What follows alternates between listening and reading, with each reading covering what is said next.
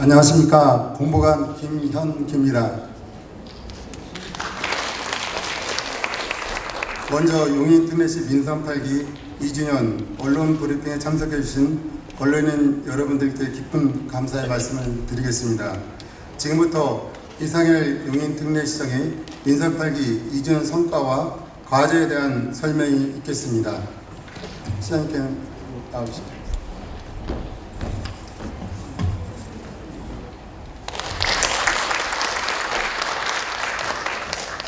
네, 안녕하세요. 반갑습니다. 제가 이 회견문을 다 보고 고치고 해서 아마 배포를 해드렸는데 이거 다 읽으려면 시간 한참 걸립니다. 그래서 PT 자료 중심으로 말씀을 드리겠습니다. 그리고 제가 다 직접 만지고 고친 내용이니까 회견문은 제 이야기로 쓰셔도 좋겠습니다. 또 보도자료도 준비를 했습니다. 비가 안 와서 좀 다행이라고 생각하고 제 취임 2주년 기자회견에 이렇게 많이 참석을 해주셔서 감사합니다. 2년을 돌이켜보면 국회의원 때보다 정말 힘들다는 생각을 거의 매일 하고 있습니다. 선거구가 4개인 도시인데 단순히 국회의원의 4배 정도가 힘든 게 아니고 제가 체감하는 것은 40배, 50배 정도 됩니다. 평생 안 맞던 링거도 3번 맞았고 어떤 날은 단 1분도 못 쉬는 그런 날도 여러 있습니다. 그럼에도 불구하고 저를 선출해 주신 시민들께 제가 해야 할 책무는 일과 성과로 보답해 드린다는 그런 마음으로 일을 하고 있고, 함께 일하고 계신 우리 용인 특례시의 모든 공직자들이 참으로 일을 잘해주셔서 매우 힘들지만 보람을 느끼면서 일을 하고 있다는 말씀을 드립니다. 2년간 일을 하면서 제가 느낀 것은 정치도 그럴 것이라고 생각을 하고 행정에 있어서 정답이 있다면 뭐니 해도 민생과 진심이다 이런 생각을 합니다. 회견문에 민생과 진심이란 말이 있는데 싱글 코트를 넣으라고 했더니 안 넣더라고요. 이동하실 때는 싱글 코트 넣어주시기 바랍니다. 누구나 민생을 이야기를 합니다.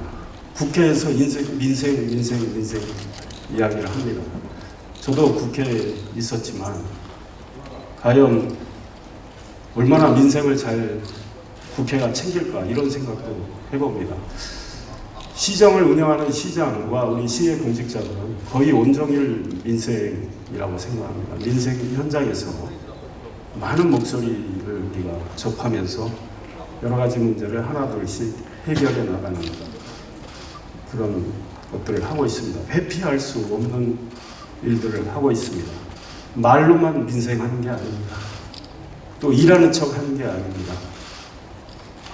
정말 일과 성과로 민생을 챙기고 행동으로 또 시민들께 보여드리고 있습니다. 이런 것들을 6년간 하면서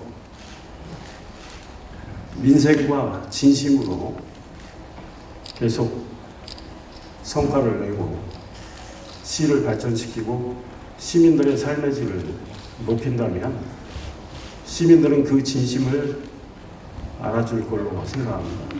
우리 시의 모든 공직자들이 하는 그런 진심이 담긴 민생을 챙기는 일들이 시민의 가슴에 가 닿을 걸로 저는 생각을 합니다. 제가 시민들을 만나면서 그걸 많이 느끼고 있습니다. 시를 발전시키고 시민을 위한 일들을 열심히 하면 당이 필요 없다. 나는 어떤 특정 정당을 지지하지만 시장은 당신이다. 이런 말씀을 하는 분들이 많이 있는데 그는 진심으로 열심히 민생을 챙기고 시의 발전을 위한 일을 하는 걸 알아주시기 때문이 아닐까 이런 생각을 하고 앞으로도 그런 초심을 잘 유지하면서 일을 하겠습니다. 우리 존경하는 언론인 여러분들께서 우리 용인 특례시가 하는 일들에 대해서 많은 관심을 기울여 주시고 또 애정을 보내주시고 좋은 평가를 해주시는 데 대해서 진심으로 감사하게 생각하고 앞으로도 그런 평가를 받을 수 있도록 노력을 하겠습니다. PT 자료를 보면서 지난 2년의 일들 좀 말씀드리고 또 앞으로 할 일에 대해서 말씀드리겠습니다. 지난 2년간 참으로 많은 일을 했다고 생각합니다. 그 중에서도 가장 시장으로서 잘했다 또는 큰일이다라고 생각하는 걸 딱히 하나만 꼽으라면 아무래도 첨단 시스템 반도체 국가산업단지 조성을 우리 용인 이동 남사 220만 평에 한다는 정부 결정, 삼성전자의 결정을 이끌어낸 것 아닌가 싶습니다.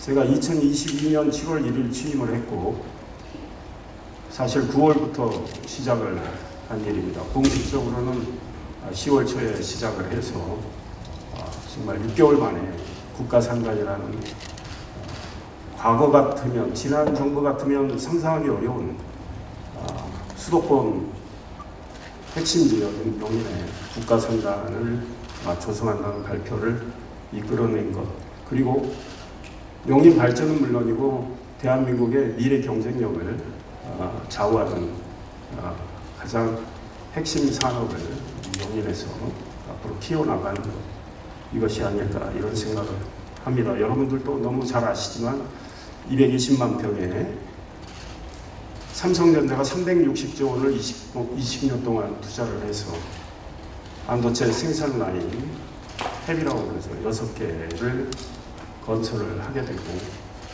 150여 개 반도체 소재 부품 장비 설계 기업들이 입주를 해서 세계 최대 규모의 반도체 생태계를 조성하게 됩니다. 이미 시작이 됐던 SK 하이닉스의 온산면 용인 반도체 클러스터 122조 원 투자 126만 평 생산 라인 4개 50여 개 소재 부품 장비 기업, 이 대형 프로젝트와 함께 우리 용인의 미래를 밝게 개척할 것이고 대한민국의 반도체 산업을 초격차 유지하도록 하는 소위 앵커 지역이 될 거라고 생각을 하고 차질 없이 진행을 하도록 하겠습니다. 이와 더불어서 삼성전자가 41년 전에 대한민국에서 제일 먼저 반도체를 시작했던 삼성전자 기흥 캠퍼스 37만 평에 또 20조 원의 투자가 이루어지게 됩니다.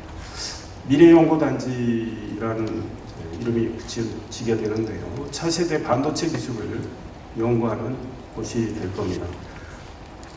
플랫폼 시티 83만 평에는 반도체 소재 부품 장비 기업을 비롯해서 4차 산업 R&D 시설이 들어서게 되고 구성역을 중심으로 교통, 허브 지역으로 거듭나게 됩니다. 그래서 저희가 취임한 이후에 처음 만든 말이 L자형 반도체 벨트입니다. 이 L자형 반도체 벨트, 플랫폼 시티를 제외하고 삼성전자 기흥 캠퍼스, 삼성전자 국가산단, SK 하이닉스, 용인 반도체 클러스터, 이 세 곳에 502조 원의 투자가 이루어집니다. 경기 남부 메가 클러스터, 반도체 메가 클러스터 조성을 위해서 622조 원이 투자된다는 이야기를 현 정부가 계속하고 있는데 그 중에 502조 원이 용인에서 투자가 되고 이 프로젝트들이 다 완성이 되면 우리 용인은 세계에서 단일 도시로는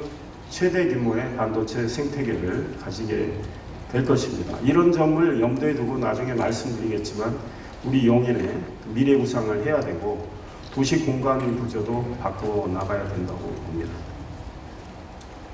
작년 7월에는 경기도 7개 시가 경쟁을 한 결과가 나왔습니다.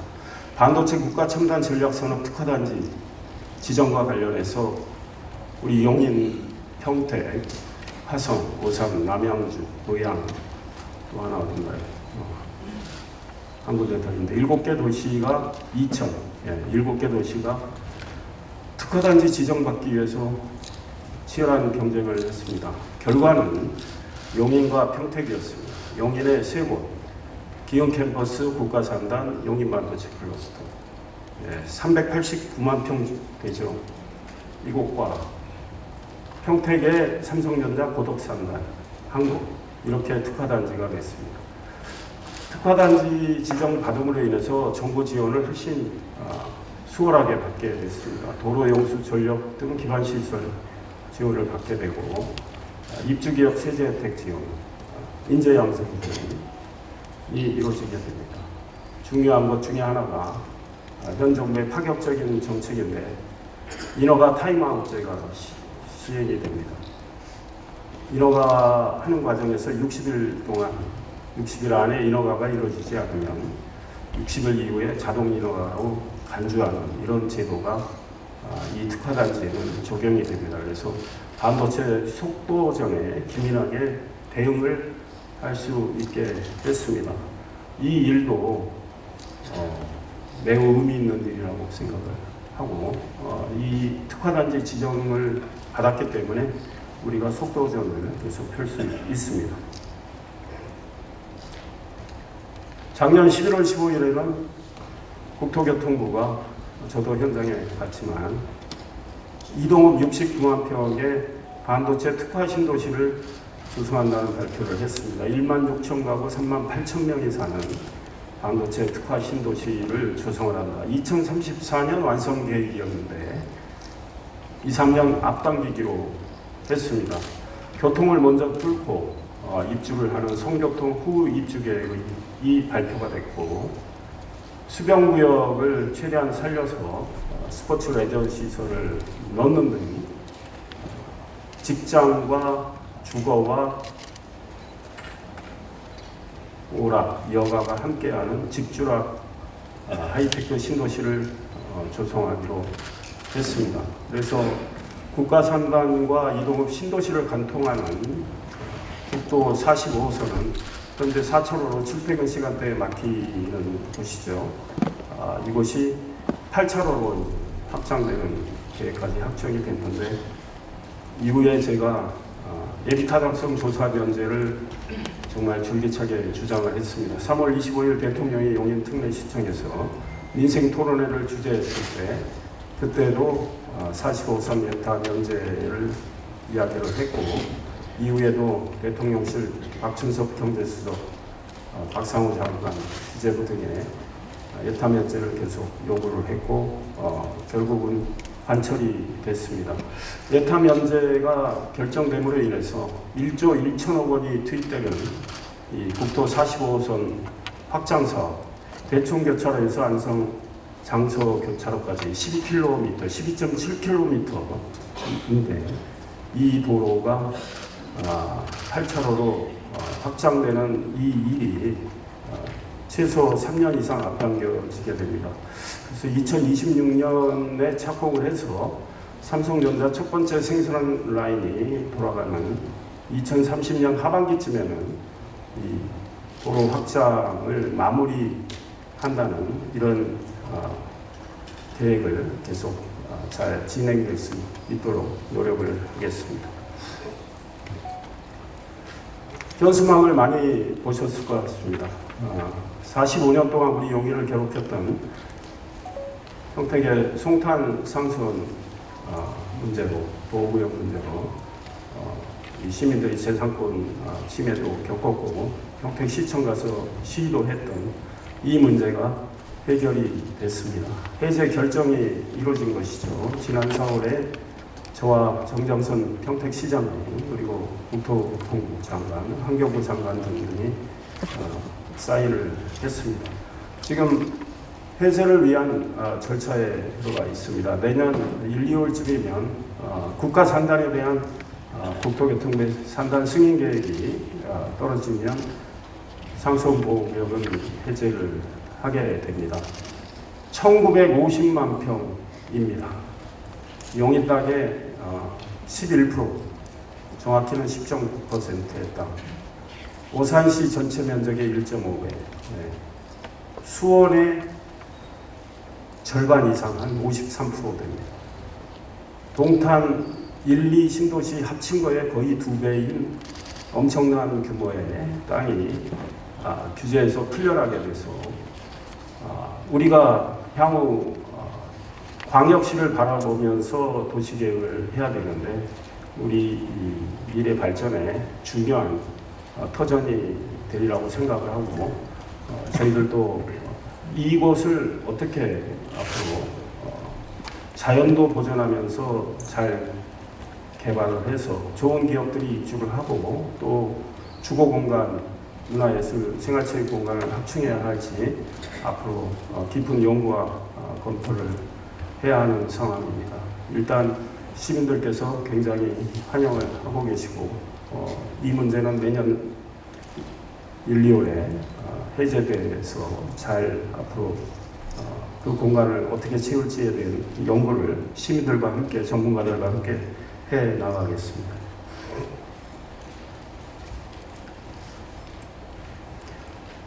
(3월 25일) 대통령 주재 민생 토론회에서 우리 용인의 그 수건 사업 중에 하나인 특기처인 거죠. 경강선 연장을 적극 지원한다는 그런 의지의 표명이 있었습니다.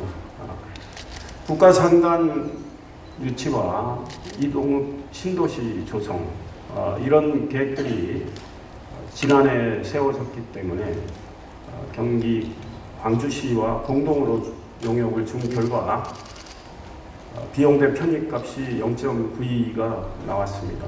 잘 나왔습니다. 그래서 국토교통부에 내년에 제 5차 철도망 계획 수립할 때 반영해달라고 요청한 상태입니다. 철도망 계획 수립 시기는 제가 취임 직후부터 취임 첫 번째 기자회견을 아마 취임한 지 열흘쯤 뒤에 한 것 같은데 그때부터 제가 5차 철도망 계획 앞당겨야 한다는 주장을 했고 2022년 10월에 대통령을 만난 자리에서도 주장을 했고 그 이후에도 주장을 해서 결국은 내년에 제5차 철도망 계획이 수립되게 됩니다. 1년 앞당겨졌습니다. 이 철도망 계획 수립 때 경강선 연장하고 또 말씀드리겠지만 수지구의 시민들이 절실하게 바라는 경기 남부 광역철도 신설 사업 꼭 반영을 시킬 계획입니다. 경강선 연장은 일반 철도 신규 사업으로 우리가 진행을 계속 해 나갈 텐데요. 대통령의 지원 표명, 의사 표명이 있었음에도 불구하고 우리가 아직 안심할 때는 아니고 적극적으로 내년 5차 철도망 계획에 태우는 노력을 하고 있다는 말씀을 드립니다. 반도체 고속도로 건설, 화성 양감에서부터 우리 용인 남사 이동, 안성 일주까지 이어지는 그 민자고속도로는 제 공약이었습니다. 그 공약도 대통령이 거론하면서 지원 의사를 밝혔습니다. 국토교통부하고 시작점 종점 만들어서 진행을 해왔고 국토교통부가 KDI의 적격성 조사 의뢰한 상황이고 올해 하반기에 결과가 나올 걸로 생각이 됩니다. 잘 될 걸로 기대하고 그런 일을 하고 있습니다. 이것이 진행이 되면 우리 용인의 동서교통망은 매우 좋아지게 될 거고 고속도로는 동서를 꿰뚫는 고속도로는 영동 하나인데 이제 하나 더 생기게 되는 것입니다. 반도체 마이스터 고등학교 교육부 중앙투자심사를 통과를 했습니다. 이 역시 대통령의 의지를 표명을 했고 교육부 중투를 통과를 해서 신설이 사실상 확정된 상황입니다. 2026년 3월 남사에 폐곡된 남곡분교에 세워질 계획이고요. 기숙사가 있는 384명의 학생이 공부를 하게 되는 학교이고 455억 원의 예산이 투입이 됩니다. 경기교육청에서 마이스터고 지정을 이제 머지않아 해줄 텐데요. 그렇게 되면 50억 원의 국비가 나오게 됩니다. 대통령이 PPT 자료에는 없지만 이야기한 것 중에 또 다른 것이 특례시 지원 특별법입니다. 용인을 비롯해서 특례시의 수건 사업입니다. 내년에 화성이 특례시로 진입을 하면 5개 특례시가 되는데 우리 특례시는 사실상 광역시에 버금가는 사무를 하고 있는데 행정과 재정 권한의 자율성은 권한을 좀 넘겨받긴 했지만 아직 우리가 원하는 만큼 확보되지 않았습니다.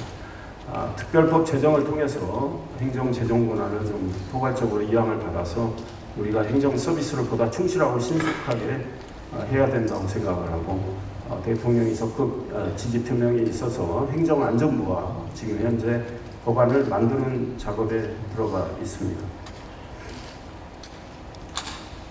국도 45호선 제가 말씀드린 대로 예타 면제를 확정을 했고요. 또 여러분들께서 저희들이 보도자를 냈기 때문에 많이 보도를 해 주셨는데 옛 경찰대회지 8년 동안 표류했던 이 문제도 해결을 했습니다. LH와 계속 협의를 해서 가구수를 6,626가구 계획이었던 것을 5,400가구 미만 한 20% 정도 줄이고 교통 개선을 하기 위한 합의를 많이 이끌어냈습니다. 그래서 1,000억 정도 규모의 교통 개선 부담을 LH가 하게 되고 특히 동백 IC 신설과 관련해서 우리 시가 부담을 다 해야 되는데 그 중에 한 29.5%는 LH가 부담을 하도록 했고 가용시설 용지 관련해서 원래 계획에는 우리 시가 받는 건 없었지만 한 20% 정도 받게 됐습니다. 물론 분양을 받는 형식입니다.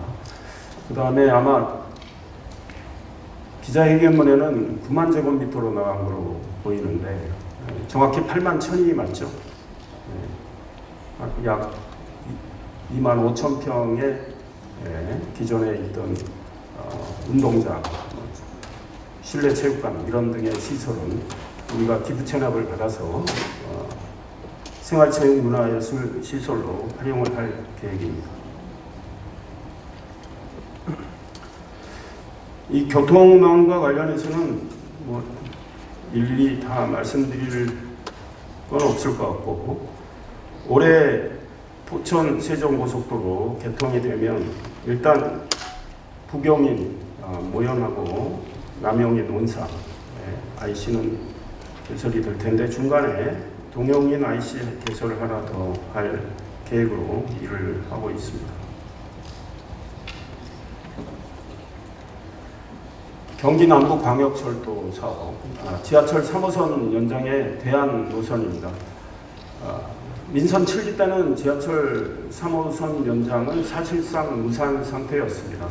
수지를 거쳐서 수원 광교까지 가는 이 사업과 관련해서 우리 용인도 수원도 차량 기지를 내놓을 땅이 없다고 해서 서울시가 지켜보다가 그럼 우리는 수소 차량 기지에 옮기지 않고 그 위에 건물을 올려서 복합 개발하겠다고 발표를 했습니다. 취임한 이후에 화성시장을 만나서 화성이 매우 발전하는 도시고 인구도 빨리 증가하는 도시고 화성 면적이 서울의 1.4배나 되는 큰 도시이니 화성에서 차량 기지를 내놓으면 지하철 3호선 연장을 적극 여당 시장으로서 추진하는데 노력을 하겠다는 이야기를 했고 화성시장이 차량 기지를 내놓겠다고 했고 지난해 5월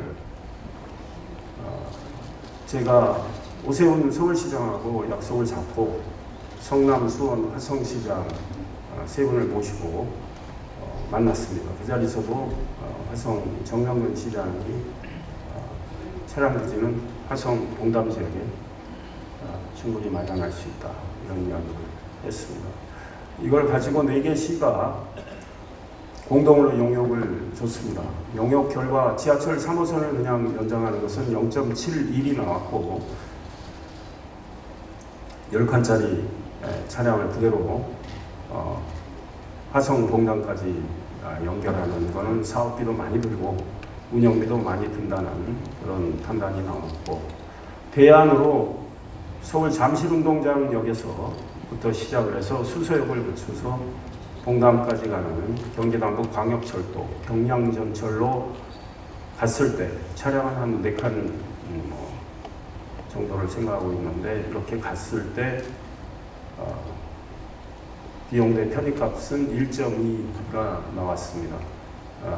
잠실운동장역에서는 지하철 2호선, 9호선 갈아탈 수 있고, 또 수서로 가기 때문에 지하철 3호선 연장 효과는 그대로 보고 SRT, GTX의 수인 분당선도 갈아탈 수 있게 되고 하기 때문에 이렇게 대안 노선으로 갈 경우 사업비는 지하철 3호선 연장보다 한 62% 정도밖에 안 들고 운영비도 42%에 불과하다는 용역 결과가 나와서 이걸로 추진하기로 했고, 그 이후에 제가 백원국 국토교통부 차관 만나서 내년 제5차 철도망 계획에 좀 반영을 해달라고 이야기를 한 상황입니다.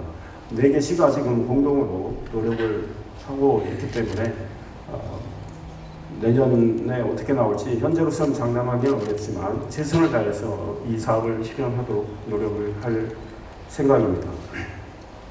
4차 철도망 계획에 반영된 분당선 기흥역에서 오산대역까지 연장하는 문제, 그쪽 시민들은 매우 절실히 원하는 문제입니다. 경제성을 높이기 위한 노력을 시가 지속적으로 하고 있습니다. 이동읍 신도시, 이동남사업 국가산단, 오산의 세계 신도시, 이런 변화된 계획을 반영을 좀 해야 된다는 입장을 이야기하고 있고, 국토교통부도 그 내용은 잘 알고 있고, 국토교통부도 경제성을 높이는 검토를 지금 하고 있는 단계입니다. 인도군 동탄 독선전철, 그동안 너무 오래 기다리셨는데 이제 그 사업에 착수하는 이런 상황입니다. 가능한 한 더 이상 차질이 빚어지지 않도록 노력을 할 것이고요. SRT 복복선과 구성역 신설 문제도 좀 주력을 앞으로 할 계획입니다. 지난 3월에 처음으로 이 계획을 발표를 했고, 제가 보도자료를 통해서 알린 뒤에 성남에서도 따라온 상황인데, 다만 성남은 구성역이 아니고 이제 성남 쪽 역 이야기를 하고 있습니다. 지금 지제에서 5선까지 복복선 계획이 착수되어 있는 상황이고, 이것을 수서에서 지제까지 복복선 하루 만들어야 다 연결이 돼서 소위 교통 편의가 훨씬 증진이 된다. 그 다음에 우리 입장에서는 SRT와 GTX-A가 지금 같은 선로를 쓰기 때문에 앞으로 그 인구도 계속 증가할 경우를 생각을 한다면 시민들 불편이 좀 발생할 수 있어서 복복선화를 하고 거기에 구성역을 세운다면 플랫폼 시티 계획에 잡혀 있는 구성역 중심의 교통 허브가 훨씬 제대로 기능을 수행할 수 있겠다는 생각으로 이걸 추진을 하고 있습니다. 성남 쪽에서 복복선 계획이 생긴 다음에 역을 신설한다는 주장을 하게 될 경우 구성역과 경쟁을 하게 될 텐데, 연계교통이라는 측면에서 구성역이 훨씬 유리하지 않을까 이런 생각을 하고 준비를 잘 하도록 하겠습니다. 그 이야기고요. 송탄 상송보호구역 말씀드린 대로고, 대한민국 연극제 지금 시작이 되고 있으니까 우리 언론인 여러분들께서도 좀 관심을 가지시고 관람도 하시면 어떨까 싶습니다. 지금 16개 팀이 본선에 올랐고, 지난해 인천과 경쟁해서 이긴 최고 권위의 연극제가 용인에서는 처음 열리는 것이고, 경기도에서는 18년 만에 열리는 연극계의 최고의 축제입니다. 그래서 좀 관심을 많이 가져주시면 감사하겠고요. 16일부터는 제1회 대한민국 연극제를 시작을 합니다. 지난해 이 연극제를 유치하면서 제가 우리 연극을 사랑하는 대학생들에게 꿈과 끼를 정말 북돋워 주자 해서 시작을 별도 예산을 잡아서 하게 됐고요. 48개 대학팀이 참가 신청을 했습니다. 그 중에 12개 팀이 본선에 올랐고요. 7월 16일부터 대학 연극제가 시작이 되는데 앞으로 대학 연극제는 용인에서 계속 좀 해볼 생각이고 연극제 홍보대사를 맡아주신 10분의 배우들, 그 다음에 명예대장을 맡아주신 이순재 대배우 이런 분들이 대학 연극제 참으로 뜻깊은 행사다. 본인들도 정말 잘했다고 생각한다. 적극 지원하고 돕겠다는 메시지를 냈습니다. 연극제가 끝나면 이미 예산은 잡혀 있고요. 포근아토를 42억을 들여서 내부 객석을 1260석에서 1540석으로 늘리고 음향 영상 시설도 업그레이드 합니다. 1500석 이상이 되는 아트홀이 있어야 훨씬 더 훌륭한 공연을 할 수 있기 때문에 이번에 포근아톨 개조 작업에 들어가서 올해 안에 마무리할 계획입니다. 내년에는 지난해 스마트 관광 거점 도시로 우리 용인을 선정되도록 했습니다. 문체부와 관광공사로 하여금 선정되도록 했는데 45억 원의 국비가 나옵니다.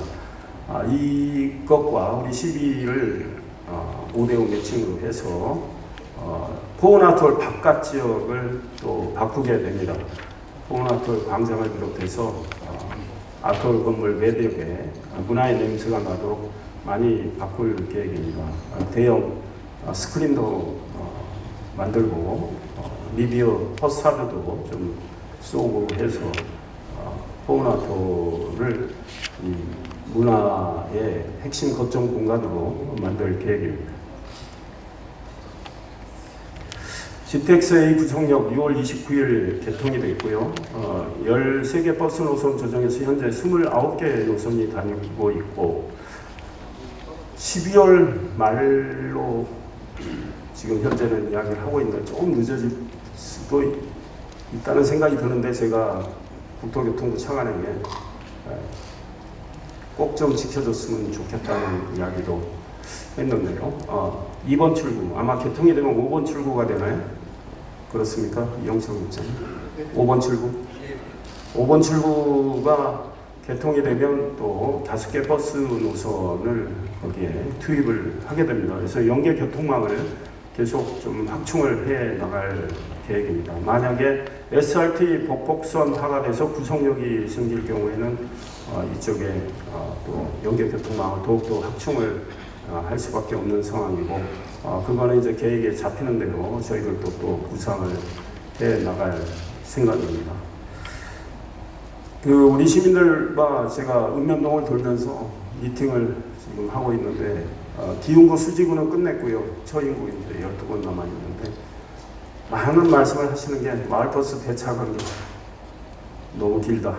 예, 정말 안타까운데 운수 종사자들의 이 조달 문제가 가장 큰 문제고 그래서 시도 처우 개선하는데 좀 시비를 더 들여서라도 내년에는 그 배차 간격 조금 더 줄이고 마을버스 운행 이거를 한 20% 정도는 개선을 해야 되겠다 이런 생각을 하고 있고 또 광역버스도 여러 제한이 있기 때문에 지금 전세버스 투입해서 출퇴근 시간대 교통 편의를 좀 증진하려고 하고 있는데 그런 노력도 계속 해 나갈 거고 친환경 전기차 2층 버스 도입도 늘려갈 계획입니다. 정부가 올해 50대 도입 계획을 갖고 있는데 그 중에 14대는 우리 용인에 배정을 하기로 되어 있습니다. 학교가 올해 초, 중2, 처유에 하나씩 늘어서 이제 187개 초중고가 됐습니다. 이게 특수학교 별도로 있고요. 지난해부터 제가 초중고 교장 선생님들 그룹으로 나눠서 2시간 반에서 한 3시간 정도 미팅을 하면서 학교별로 이야기 듣고 도와드릴 수 있는 건 다 도와드리고 정말 우리 학생들의 통학 안전과 학교 시설 개선에 진심을 다해서 일을 하고 있고 교장 선생님 또 학교 선생님들 또 학부모님들은 그 진심을 저는 많이 알아주고 있다고 생각을 합니다. 이거는 앞으로도 계속 해 나갈 계획인데 이 나라를 이끌어갈 우리 초중고 학생들에게 시장으로서 할 수 있는 한 최선을 다해서 도와주겠다는 생각입니다. 지난해 교장 선생님 끝나고 하반기에는 또 같은 방식으로 학부모 대표들을 만났습니다. 2개 특수학교 교장 선생님 학부모 대표, 일반학교 특수학교 교사 선생님 별도로 또 만났습니다. 13차례 간담회를 해서 도와드릴 수 있는 건 최대한 도와드렸습니다. 올해도 시작을 해서 교장 선생님 미팅은 끝났고 특수학교 간담회 끝냈습니다. 하반기에 187개 초중고 학부모 대표들을 또 6차례에 걸쳐서 그룹으로 만나고 이야기를 듣고 현장 방문하고 도와드릴 수 있는 건 도와드릴 생각이고 지난해 제가 학교를 33곳 갔습니다. 올해 13곳 정도 간 것 같습니다. 계속 좀 열심히 도울 생각입니다.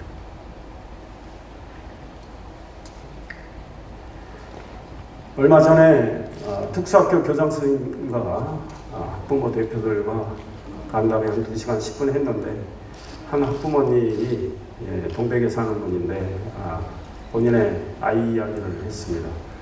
중학생인데 발달 장애가 있고 기저귀도 차야 되는 상황이다. 그런데 대한민국에 좋은 시설 가도 영유아 기저귀 갈아주는 것도 있는데 신체가 큰 청소년 장애를 가진 그런 청소년 기저귀를 갈아주는 것은 없더라. 맞는 말씀이었어요. 그래서 가족 화장실, 가족 샤워실, 가족 탈의실 이야기를 하시더라고요. 그래서 올해 지금 기흥에 개통되는 기흥에 준공이 되는 우리 청소년 시설 수영장이 들어가는데 거기에 당장 좀 만들고 가족 샤워실, 탈의실, 화장실 만들고 동백종합복지회관 2026년 봄에 완공이 되는데 거기에도 넣고 앞으로 주요 공공시설에는 장애인을 위한 기본적인 좀 시설은 선도적으로 하겠다 이런 생각입니다. 이후에 대통령실의 사회수석 만나서 이 국가적 차원에서 좀 해야 되는 거 아니냐 이런 이야기도 했습니다. 용인이 이런 문제는 좀 선도를 해 나갈 생각입니다. 나머지는 내용을 좀 보시면 될 것 같습니다. 또 하나 더 말씀드리면 장애인 평생학습도시가 최대 3년간 국비 지원을 받는 프로그램이 가동이 됐습니다. 지난해에 한 장애 학생 학부모님이 이게 3년 지원하고 나서 국비가 끊기면 프로그램을 계속할 수 있겠느냐, 프로그램 운영이 부실해지지 않겠느냐 이런 말씀을 하시더라고요. 그 말씀에 동의를 했습니다. 이건 마침 그때 그날 저녁에 교육부 차관하고 약속이 있어서 자료 만들어서 이야기하고 줬더니 그 기한 제한을 철폐를 했습니다. 우리 용인이 올해 3년째 국비 지원을 받고 있는데 잘 프로그램을 운영하고 있는데요. 내년에도 내후년에도 우리가 운영을 잘하면 계속 국비 지원을 받아서 장애인 평생학습 프로그램을 더욱더 충실하게 할 수 있겠다 이런 생각으로 일을 하고 있습니다. 전국 최초로 지금 어르신들을 위해서 독거 어르신입니다. 장고장 서비스를 올해 시작을 했습니다. 지난해 기흥 노인복지관 가서 말씀드릴 때 생각이 나서 어르신들이 전고가 고장이 났을 때 저걸 의자 위에 올라가셔가지고 고치다가 또 의자가 넘어질 때 다칠 수도 있고 또 수도꼭지나 이런 것들이 고장나면 많은 불편을 겪으실 것 같아서 시에 연락을 하면 저희들이 고쳐드리겠습니다. 물론 우리 공직자가 고치는 건 아닙니다. 자활기업을 통해서 고쳐드리고 있는데 굉장히 좋아하시고 언론도 많은 보도를 했고 우리가 생각했던 예산은 또 일찌감치 소진이 됐습니다. 독지가가 지원하겠다고 해서 그 예산으로 지금 운영을 하고 있는데 이렇게 어르신 복지를 위해서 저희들이 생활 밀착형 행정 아이디어를 많이 내서 하나둘씩 차근차근 하고 있고, 최근에는 세계보건기구죠. 고령 친화도시 인증을 받았습니다. 보건기구 맞나요? WHO. 그래서 인증을 받았고 5월 12일인가 저희가 인증 신청을 했는데 18일 만에 초고속으로 인증을 받았습니다. 시군 5개 정도 어르신을 위한 복지 프로그램을 운영을 하고 있는데 그런 것들이 평가를 받은 결과인데요. 앞으로 더욱더 충실하게 해 나가겠습니다.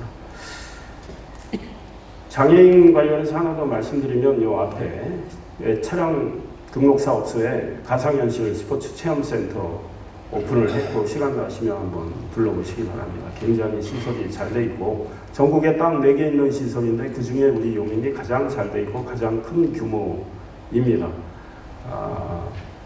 경기도에는 유일한 곳이고요. 물론 경기도의 모든 장애인, 장애 학생이 쓸 수 있는 거점 센터인데 우리 이제 거리상 용인 시민들이 많이 이용을 하고 있고 비장애인도 이용을 할 수 있습니다. 얼마 전에 방문했을 때 평택에 어머니가 아이 데리고 오셨는데 용인에 이런 곳이 있어 참 부럽다 이런 말씀도 하셨는데 어르신들, 장애인들 또 어려운 환경에 계신 분들, 청년들 위한 복지는 저희들이 충실히 더욱더 예산을 더 투입해서 할 생각이고, 말씀드린 대로 초중고 학생들을 그들을 통학 안전을 담보하게 하고 또 교육시설 개선해서 보다 교육을 잘 받도록 하는 그런 일들도 예산을 늘려가면서 하고 있습니다. 참고로 우리 용인은 제가 취임한 2022년보다 지금 올해 교육 예산이 훨씬 늘었습니다. 일부 도시는 큰 도시는 교육 예산이 지금 좀 줄어들고 있는 것과 좀 대조가 되고 있습니다. 청년들 위한 전월세 보증금 대출 이자 지원 계속 해왔던 정책이고 올해도 263명 혜택을 받도록 했고 우리 청년들 길을 살리는 노력도 계속 하고 있고 청년 네트워크 가동을 통해서 청년들의 생각들을 반영하기 위해서 노력을 하고 있습니다. 얼마 전에 대통령실 사회수석을 만나서 작년에 보건복지부가 우리에게 시범사업을 하도록 해준 상병수당 제도와 관련해서 문제점을 이야기를 했습니다. 상병수당이라는 것은 일을 하다가 일과 상관없이 질병이나 부상을 입을 경우에 사흘 이상 입원 치료하거나 외래 진료를 받게 되면 최저임금의 60%가 나가게 되는 제도입니다. 2026년인가요? 8년인가요? 27년? 네, 전국적으로 시행이 되게 되는데 지금 시범 사업을 하고 있는데 우리 용인은 대도시 수도권의 중심 도시이기 때문에 부동산 가격이 지방보다 높고 이렇습니다. 그래서 재산 기준을 전국에 똑같이 적용을 하는데요. 그렇게 될 경우에 우리가 해당되는 분들이 혜택을 못 받는 경우가 많이 발생을 했습니다. 그래서 이 문제를 이야기했더니 바로 7월 1일부터 재산 기준을 아예 없앴고요. 지난해 우리 역시 또 복지여성국에서 잘 아이디어를 줘서 노인복지주택 2군데가 있죠.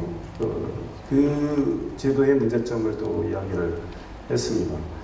어르신들이 노인복지주택에 들어가시는데 자녀나 손자녀를 데리고 가서 함께 살 경우에 19세가 되면 장애를 가진 청소년도 나가서 독립을 해야 되는 시스템이었습니다. 19세가 돼서 독립을 하는 게 쉽지 않은 데다가 어르신들이 같이 살고 싶은 의지가 있고 또 경제적인 여유가 있는 상황에도 나가야 되는 문제가 있어서 보건복지부에 의하여서 정부 입법으로 불과 3개월 만에 법을 개정을 올해 1월 초에 했습니다. 그리고 4월에 시행이 돼서 노인복지주택 개정을 우리 용인 특례시가 이끌어냈습니다. 정부 입법으로 19세 독립기준을 24세로 바꿨고 장애인은 계속 함께 살 수 있도록 했습니다. 역시 전국에서 가장 먼저 그리고 아직까지는 유일하게 매달 이루어지고 있는 일입니다. 시장과 2개 경찰서의 서장, 그 다음에 2개 용인 소부소방서가 하나 생겼습니다. 2개 소방서의 서장, 그 다음에 교육지원청의 교육장 이렇게 모여서 시민 안전을 위한 대화를 하고 정책 발굴을 하고 있습니다. 기관별로 돌아가면서 합니다. 좋은 아이디어들이 많이 나오고 있고 주로 시가 예산 부담을 해야 되는 일들이 발생하지만 시민 안전을 위한 것이기 때문에 적극적으로 제가 예산을 책정을 해서 일을 하고 있습니다. 이거 가지고 최근에는 용인 소방서, 소부소방서가 이제 새로 생기기 전에 그 경기도로부터 큰 상을 받았다고 그러더라고요. 지난 2월에 용인소방서장님이 군포서장으로 계실 때 사건을 이야기하면서 제안을 했습니다. 아파트 12층에 불이 나서 주인이 대피하려고 옥상으로 대피하려고 위로 올라갔는데 문이 안 열려서 질식사를 했다. 그 옥상으로 나가는 문은 그 아래층에 있었는데 알지를 못하고 위까지 올라갔다가 엘리베이터 기계실에 문이 잠겨서 질식사를 하게 됐는데 옥상 대피로를 안내하는 표지 같은 게 없어서 이런 일이 발생을 했다. 이런 이야기를 하면서 용인도 확인해 보니 여러 곳에 정말 많은 곳에 그렇게 되어 있더라. 이렇게 이야기를 하고 1억 600만 원 정도의 예산이 투입이 되면 다 할 수 있고 3개년에 나눠서 지원을 해주면 다 하겠다. 제가 3개년까지 나눠서 하지 말고 한꺼번에 하시죠. 그래서 추경 편성을 해서 용인 모든 아파트와 학교에 다 부착을 했고 얼마 전에 풍림아파트 이 근처에 가서 저도 부착을 했습니다. 풍림아파트도 가봤더니 사전에 이곳이 대피로라고 인지를 못하면 쉽게 찾기 어렵게 되어 있더라고요. 그래서 엘리베이터 기계실로 가는 그 계단은 그런 곳들이 있다면 계단에 전부 펜스를 쳤고요. 옥상으로 나가는 대피로 또는 다른 옆에 몇 동에 몇 호, 1, 2호, 3, 4호 라인이 다르잖아요. 옆에 라인으로 대피하는 그런 쪽에 대피로도 다 부착을 했습니다. 공동주택 단지의 안전을 위해서 저희들이 특별 점검도 했고 앞으로 새로 지어지는 공동주택에 대한 안전 대책도 계속 마련해서 계획대로 진행할 생각이고요. 우리 농림축산국을 신설을 했고 환경국도 신설을 하고 이번에 조직 개편을 통해서 11개국이 이제 그 체제로 됐습니다. 농림축산국 신설은 우리가 반도체에 주력하는 도시이지만 또 우리는 여전히 도농 복합지역이고 농업도 중요하고 또 이 시대의 흐름에 맞는 농업의 변화가 필요하기 때문에 전반 조직을 좀 만드는 게 좋겠다 이렇게 해서 농림축산국을 신설을 한 상황이고 얼마 전에 850개 정도 경로당에 그동안은 전구미가 지원됐는데 대곡사를 지원하는 그 협약도 맺어서 우리 농가 소득에 좀 더 보탬이 되는 이런 일들을 하고 있습니다. 내년에는 관내 4개 대학에 또 대곡사를 지급을 하게 되고 모두 받은 자료에 4개 학교 이름도 다 적혀 있습니다. 학교의 친환경 우리 용인의 우수 농산물 급식 지원 계속 하고 있고 이 조화영과 콜라보를 해서 우리 농산물이 더욱더 시민의 사랑을 받고 다른 고장에서도 잘 판매될 수 있도록 열심히 지원하고 있습니다. 많은 기업들이 지금 노크를 하고 있습니다. 430개 정도 작년 국가산단기구에 들어오거나 들어오는 의향을 밝혔다는 이야기도 있고요. 실제로 굴지의 기업들이 영연에 지금 입주를 희망을 해서 우리 승인이 나간 곳도 있습니다. 세계 4위의 반도체 장비 업체인 도쿄 일렉트론은 온삼 SK 하이닉스 반도체 클러스터 옆에 우리 일반 산단에 R&D 센터를 하겠다고 해서 승인을 받았고, 레임 리서치는 지난해 본사를 판교에서, 한국 본사죠, 판교에서 우리 지곡동으로 옮기겠다고 해서 건축 허가가 나왔고, 최근에는 삼성전자 기흥 캠퍼스 옆에 삼성전자 협력 업체인 반도체 장비회사 세메스가 한 2,500억 원 정도 투자하는 R&D 시설을 한 계획이 경기도 지방산단 심의에서 통과가 됐습니다. 소상공인 지원을 위한 일도 여전히 계속해 나가고 있습니다.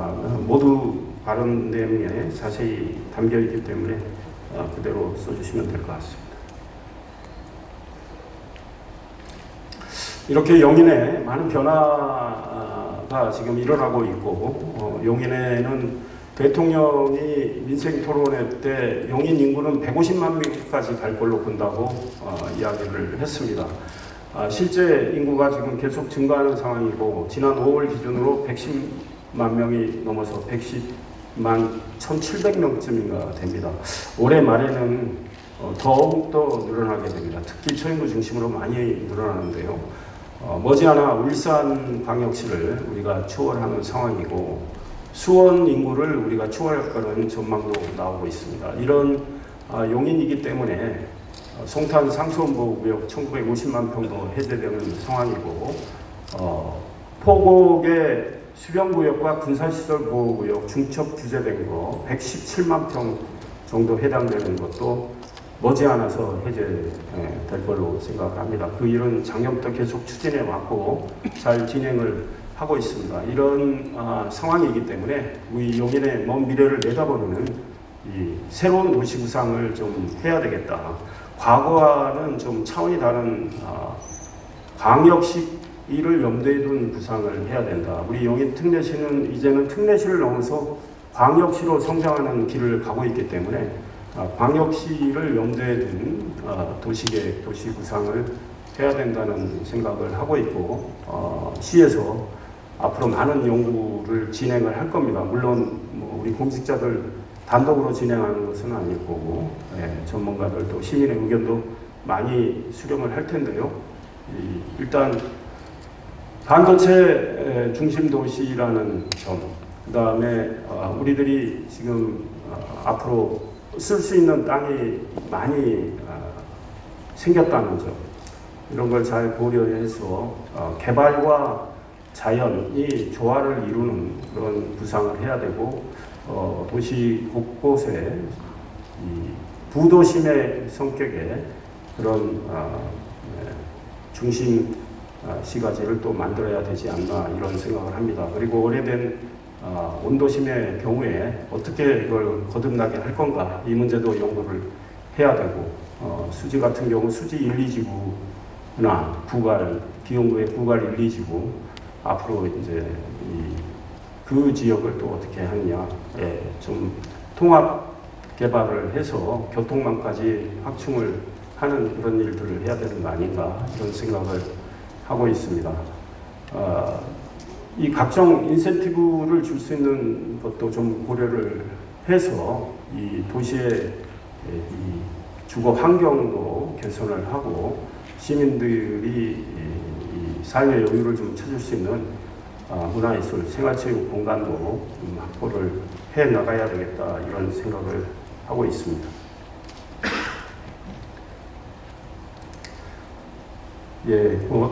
말씀드린 대로 수지구에는 이 기반시설 체계를 좀 전면 개선을 해야 되겠다는 것이고, 포은아톨 주변은 이 문화의 냄새가 많이 나는 그런 도시로 좀 바꾸겠다는 것이고요. 기흥구에는 이제 플랫폼 시티와 경찰대 부지 문제가 있기 때문에 이게 잘 어우러지면서 자족 기능도 잘 갖추고 또 우리가 부족한 컨벤션 호텔 이런 시설도 플랫폼 시티 쪽에 들어가서 우리 구성역 중심으로 교통 허브와 잘 연계가 되도록 할 계획입니다. 저인구는 역시 송탄 상수원보호구역이 해제될 경우에 이 자연 친화적인 어떤 개발이 이루어져서 좋은 기업도 입주를 시키되 방류수 관리나 이런 걸 철저히 해서 평택에 피해를 주지 않도록 좀 할 계획이고, 역시 주거 공간, 문화, 예술, 생활체육 공간도 확충을 해 나가겠습니다. 우리 모현이나 포곡 이쪽으로는 올해 개통이 되는 포천 세종 고속도로, 그다음 제 외곽 순환 고속도로 이런 교통 기반과 연계해서 좀 더 삶의 이 생활의 환경을 개선을 해 나갈 것이고요.